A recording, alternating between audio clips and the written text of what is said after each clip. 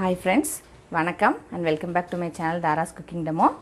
இன்னைக்கு வீடியோவில் lockdown series போயிட்டுருக்கு நம்ம சேனலில்.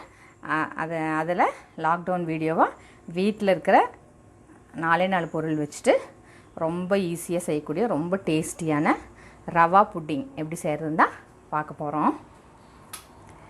இப்போது வாயில் வச்சோடனே அப்படியே கரைஞ்சிட்டு போயிடும். அவ்வளோ டேஸ்டியாக அவ்வளோ சூப்பராக சான்ஸே எல்லாம் வந்திருக்குது. பாருங்கள், கண்டிப்பாக ட்ரை பண்ணி பாருங்கள் ஃப்ரெண்ட்ஸ். இது வந்து ஒரு லாக்டவுன் ரெசிபி. இது வீடியோக்குள்ளார போகிறக்கு முன்னாடி சேனல் சப்ஸ்கிரைப் பண்ணிவிட்டு பக்கத்தில் இருக்க பெல் ஐக்கான் டேப் பண்ணிவிட்டு வந்துடுங்க. வீடியோக்குள்ளார போயிடலாம். ஃபஸ்ட்டு இம்பார்ட்டண்ட்டான ஸ்டெப் நீங்கள் என்ன செய்யணுன்னா, நீங்கள் எந்த பேனில் அந்த புட்டிங் செய்ய போகிறீங்களோ அதில் வந்து இந்த மாதிரி நெய்யோ இல்லைனா ஆயிலோ பட்டரோ வந்து க்ரீஸ் பண்ணி வச்சுக்கணும். இதுதான் வந்து ரொம்ப முக்கியமாக செய்ய வேண்டிய ஃபஸ்ட்டு வேலை. ஏன்னா நம்ம டக்கர் அப்புறம் நம்ம வந்து தூக்கி ஊற்றும் போது நம்ம க்ரீஸ் பண்ணாமல் இருந்தோம் இல்லைனா க்ரீஸ் பண்ண மறந்துட்டோம் அப்படின்னா வந்து ரொம்ப கஷ்டமாயிரும். நான் வந்து இப்போ நெய் வந்து நான் க்ரீஸ் பண்ணிக்கிட்டேன். இது க்ரீஸ் பண்ணிட்டு ஓரமாக வச்சிடலாம். இப்போ இன்னொரு நான் வந்து 1/4 கப்பு சுகர் எடுத்துக்கிறேன். நம்ம வந்து கேரமலைஸ் பண்ணிடலாம். ஃபஸ்ட்டு நான் தண்ணி எதுவுமே சேர்த்தலை. அடுப்பு வந்து கொஞ்சம் லோ மீடியமில் வச்சுட்டு இந்த மாதிரி கலக்கி விட்டே இருக்கலாம். தண்ணி எதுவுமே சேர்த்த தேவையில்லை. அது சுகர் தானாக வந்து கரைஞ்சி அப்படியே நம்மளுக்கு வந்து கலர் மாறி வர அதை நான் உங்களுக்கு காமிக்கிறேன். நான் இப்போ நான் வந்து ஒரு 3 to 4 மினிட்ஸ் கிட்ட நான் வந்து அப்படியே ஸ்பூன் வச்சு கரைச்சிட்ருக்கேன். சர்க்கரை வந்து தானாக அப்படியே கரையுது வருங்க. அப்படியே அதுவாக கரைஞ்சி கலர் மாறும். ஃபஸ்ட்டு வந்து ஒரு மாதிரி தேன் கலர் ஆகும். அதுக்கப்புறம் வந்து கலர் அதிலே வந்து கொஞ்சம் டார்க் ஆகும். இப்போது நல்லா சர்க்கரை கரைஞ்சிட்ருக்குது. இப்போது சர்க்கரை பார்த்திங்கன்னா நல்லா கரைஞ்சி கலர் பார்த்திங்கன்னா நல்லா ஒரு தேன் கலர் கிட்ட வந்துருக்குது. இனி ஒரு 1 நிமிஷம் மட்டும் வச்சுருக்கேன். இப்போது நல்லா கரைஞ்சிருச்சு. நல்லா கலருமே நம்மளுக்கு தேவையான கலர் வந்துருச்சு. இப்போ வந்து ஸ்டவ் ஆஃப் பண்ணிடலாம். இந்த கேரமலைஸ் ஆகிருக்க அந்த சர்க்கரை வந்து டக்குன்னு நீங்கள் வந்து அந்த நம்ம நெய்யோ எண்ணெயோ பட்டரோ ஏதோ ஒன்று நீங்கள் க்ரீஸ் பண்ணி வச்சுருக்கீங்க இல்லையா, அந்த பேனில் டக்குன்னு சேர்த்துனது வந்து இந்த வேலையை வந்து நீங்கள் கொஞ்சம் டக்குன்னு செய்யணும். இல்லைன்னா வந்து இந்த பேன்லேயே இது வந்து அப்படியே கெட்டியாயிரும். நம்ம இந்த மாதிரி எல்லா பக்கம் ஸ்ப்ரெட் பண்ணி விட்டுறலாம்.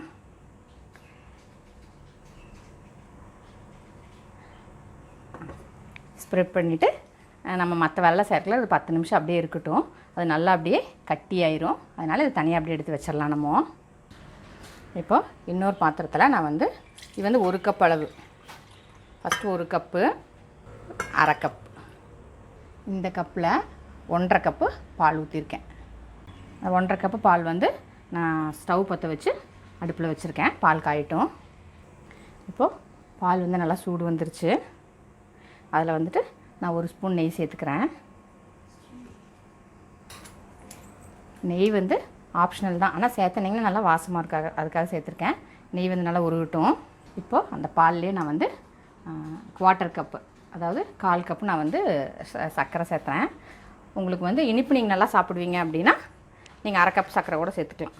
இப்போ அந்த சர்க்கரை நெய் எல்லாம் நல்லா கரையிறதுக்கு நல்லா கலக்கி விட்டுறலாம். இப்போது போட்ட சர்க்கரை நல்லா கரைஞ்சிருச்சு. அதிலே வந்துட்டு 1/4 கப்பு வெள்ளை ரவை சேர்த்துக்கிறேன். ரவையும் நல்லா இதில் வந்து நல்லா இந்த பால்லே வேகணும். அதனால் கொஞ்சம் கலக்கிட்டுருக்கலாம்.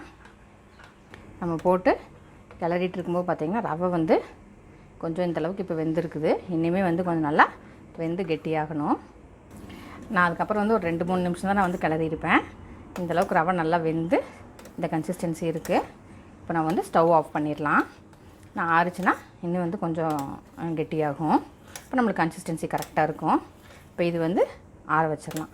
நல்ல ரூம் டெம்பரேச்சருக்கு வரணுங்கிறது கிடையாது. ஒரு வெதுப்பான சூடில் ஆற வச்சிடலாம். இப்போ இன்னொரு மிக்சிங் பவுலில் நான் வந்து ஒரு 2 முட்டை உடச்சி ஊற்றிக்கிறேன்.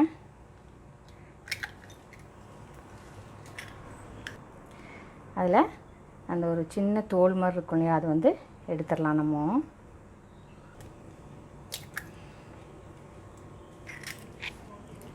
இப்போ இந்த எக்கு வந்து நம்ம நல்லா பீட் பண்ணிக்கலாம். நீங்கள் வந்து முட்டை சேர்த்த வேண்டாம் அப்படின்னு நினச்சிங்கன்னா இதுக்கு பொதுவாக அரை கப்பு நல்லா கெட்டியான தயிர் சேர்த்துக்கலாம். நல்லா பீட் பண்ணிக்கலாம். இதிலே வந்து நான் வந்து ஒரு அரை ஸ்பூன் கிட்ட வெண்ணிலா எசன்ஸ் சேர்த்துக்கிறேன். வெண்ணிலா எசன்ஸ் வந்து இந்த முட்டையோட ஸ்மெல் தெரியாமல் இருக்கிறக்காக தான். உங்களுக்கு வெண்ணிலா எசன்ஸ் இல்லை, இல்லைன்னா வெண்ணிலா எசன்ஸ் பிடிக்காது அப்படின்னா அதுக்கு பொதுவாக ஏலக்காய் தூள் கூட அதில் சேர்த்துக்கலாம். அதுவுமே வந்து முட்டையோட ஸ்மெல் நம்மளுக்கு தெரியாது. அந்த மாதிரி முட்டை நல்லா பீட் பண்ணிவிட்டு நம்ம அந்த எடுத்து வச்சுருக்கோம் இல்லையா அந்த ரவை வேக வச்சது, அது வந்து கொஞ்சம் கொஞ்சமாக சேர்த்தி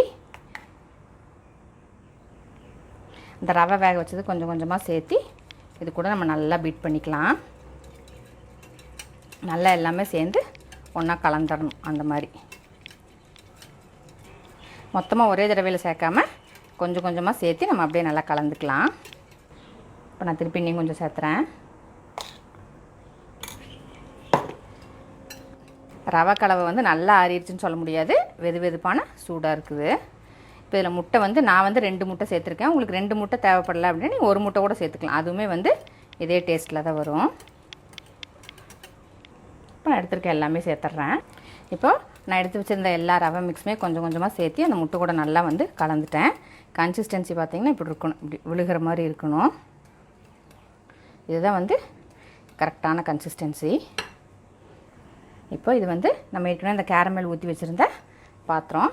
இப்போ இதில் வந்துட்டு ரவை கலவை சேர்த்துடலாம். நான் வந்து டிஃபன் பாக்ஸ் எடுத்திருக்கேன். உங்கள்கிட்ட வந்து ரவுண்டு கேக் டின் அந்த மாதிரி எந்த பாக்ஸில் வேணால் நீங்கள் வந்து இது சேர்த்துக்கலாம். இப்போ இது வந்து நம்ம வந்து ஸ்டீமில் வேக வைக்க போகிறோம். இப்போ நான் வந்து இந்த பேனில் தண்ணி ஊற்றி வேக வைக்க, நீங்கள் இட்லி பானையில் கூட நம்ம இட்லி வேக வைக்கிற மாதிரி கூட வேக வச்சுக்கலாம். இப்போ தண்ணி நல்லா சுட்டுருச்சு. கீழே இந்த ஒரு தட்டு போட்டுக்கிறேன் நான்.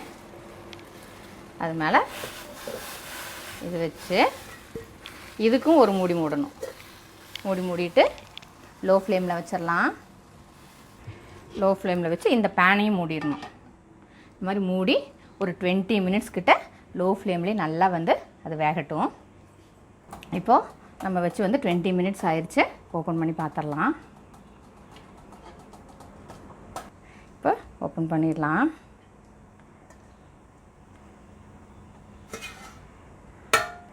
வெந்துருச்சா இல்லையான்னு பார்க்குறக்கு ஒரு டூத் பிக் வந்து நம்ம உள்ளே விட்டு பார்க்கலாம். கொஞ்சம் இன்னும் மாவு இருக்குது. இப்போ இன்னும் கொஞ்சம் நேரம், இன்னும் ஒரு 5 to 10 மினிட்ஸ் கிட்ட இன்னும் கொஞ்சம் நேரம் இருக்கட்டும். இப்போது ஒரு டூத் பிக் வச்சு செக் பண்ணலாம். டூத் பிக் கிளியராக வெளியே வந்திருக்கு. இப்போ ஸ்டவ் ஆஃப் பண்ணிட்டு இதை வெளியே எடுத்துடலாம். இப்போ இது வந்து நல்லா கம்ப்ளீட்டாக கூல் ஆகணும். இப்போது நல்லா கம்ப்ளீட்டாக கூல் ஆயிடுச்சு. நல்லா ரூம் டெம்பரேச்சருக்கு வந்துருச்சு. இது இப்படியே நீங்கள் வந்து பிளேட்டிங் பண்ணி சாப்பிட்றதுனாலும் சாப்பிட்லாம், இல்லை ஃப்ரிட்ஜில் வச்சு சில்லுன்னு சாப்பிட்றதுனாலும் சாப்பிட்லாம். நான் வந்து ஒரு 1 hour கிட்ட ஃப்ரிட்ஜில் வச்சுட்டு அதுக்கப்புறம் சில்லுன்னு சாப்பிட போகிறேன். இப்போ ஒரு 2 hours கிட்டே நல்லா ஃப்ரிட்ஜில் வச்சு எடுத்தாச்சு. நல்லா சில்லுன்னு இருக்குது. ஓப்பன் பண்ணிடலாம். சின்ன நைஃப் வச்சு இங்கே சைட்லெலாம் நான் வந்து இப்படி எடுத்து விட்டுக்கிறேன்.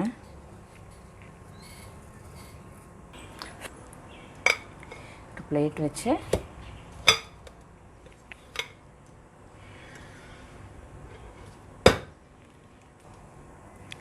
அப்படி டேப் பண்ணிக்கலாம். பர்ஃபெக்டாக வந்திருக்குது. இப்போது கட் பண்ணி பார்க்கலாம். கட் பண்ணும்போது உங்களுக்கு தெரியும்னு நினைக்கிறேன். அவ்வளோ சாஃப்டாக, அவ்வளோ சூப்பராக வந்திருக்கு.